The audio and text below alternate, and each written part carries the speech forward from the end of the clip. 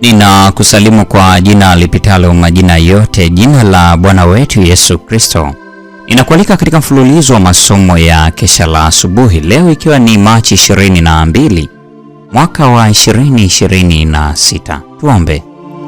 Mtakatifu, mtakatifu Baba yetu uliye mbinguni, jina lako litukuzwe sana. Asubuhi ya leo tunakushukuru kwa sababu umekuwa mwema katika maisha yetu, umetulinda, umetuongoza, umekuwa pamoja nasi na hata sasa umetupatia nafasi ya kujifunza neno lako. Tunakabidhi maisha yetu mikononi mwako. Ongoza hatua zetu na tembea nasi sasa na hata milele. Amina. Mada ya leo inasema siku bora kabisa. Imejengeka katika kitabu cha Ezekiel 20 aya ile ya 20. Neno la Mungu linasema, zitakaseni sabato zangu, zitakuwa ishara kati ya mimi na ninyi, mpate kujua ya kuwa mimi ndimi Bwana Mungu wenu. Sabato inapaswa kufanywa iwe ya kupendeza katika familia zetu, kiasi kwamba ujio wake wa kila juma utakaribishwa kwa furaha.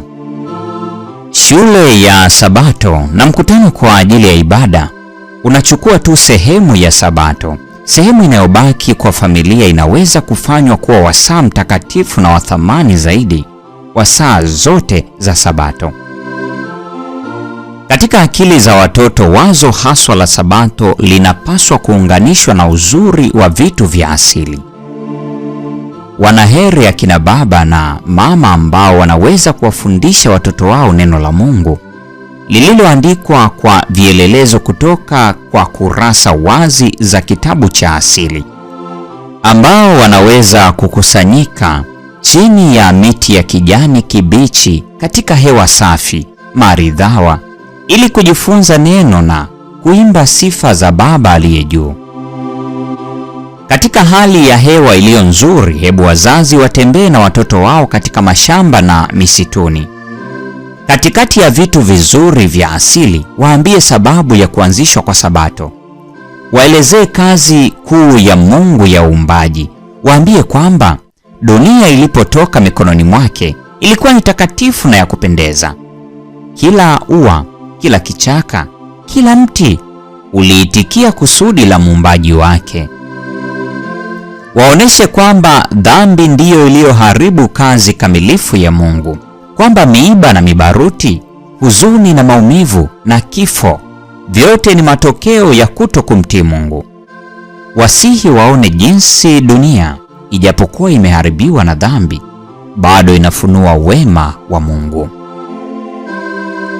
Ikiwa tunaweza kustawisha ndani yetu uzuri wa roho kulingana na uzuri wa asili unaotuzunguka, kutakuwa na mchanganyiko wa wakala wa Mungu na wa kibinadamu.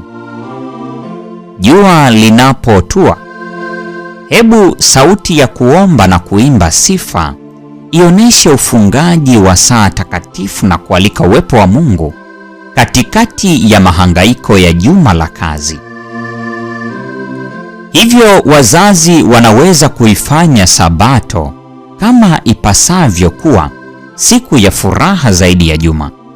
Wanaweza kuwaongoza watoto wao kuifurahia siku moja kati ya siku 7 za juma, siku takatifu ya Bwana yenye heshima. Hii ni Machi 22, mada ikisema siku bora kabisa. Na huo ndio mwisho wa tafakari ya mada hii siku ya leo. Neema ya Bwana wetu Yesu Kristo, pendo la Mungu na ushirika wa Roho Mtakatifu nasi sasa na hata milele. Amina.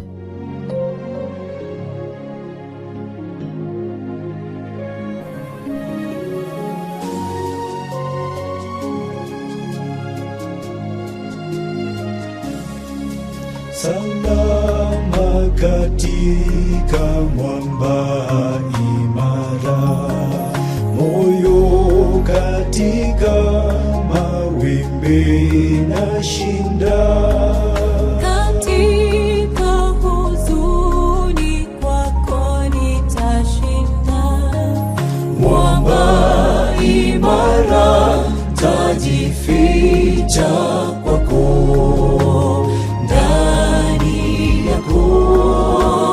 Ndani yako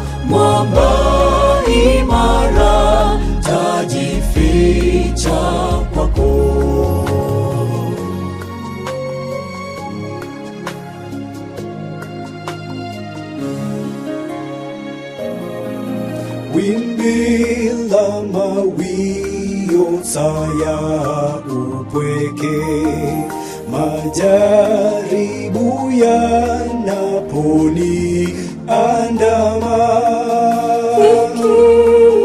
maisha pasi utulivu, mwamba imara tajificha kwako, ndani yako, ndani yako, mwamba imara tajificha kwako, ndani yako, ndani yako, mwamba imara tajificha kwako.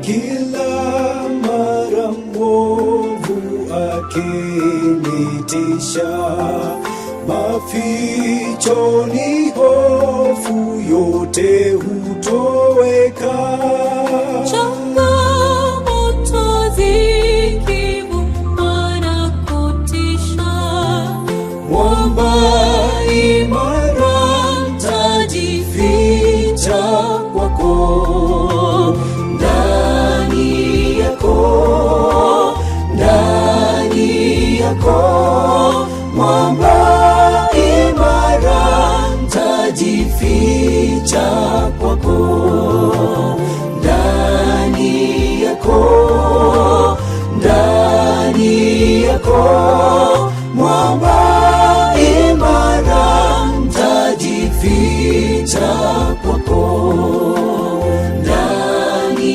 yako, ndani yako, mwamba imara tajificha kwako, ndani yako, ndani yako, mwamba imara tajificha